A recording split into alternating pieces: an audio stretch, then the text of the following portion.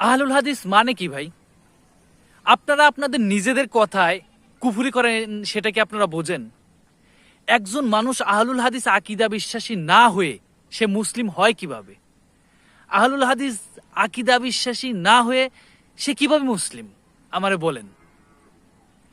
কেউ যদি রাসূলুল্লাহ সাল্লাল্লাহু আলাইহি সাল্লামের হাদিস অর্থাৎ সালাফে সালেহিনদের অনুসরণ করে না, সে কি সত্যিকারের অর্থেই মুসলিম? এই প্রশ্নের উত্তর আপনার কাছে আছে? আপনি বলতে পারবেন যে আপনি আপনি আহলুল হাদিস না, আপনি হাদিস মানেন না, আপনি হাদিসের অনুসারী না, আপনি সালাফে সালেহিনদের অনুসারী না, আপনি মুসলিম?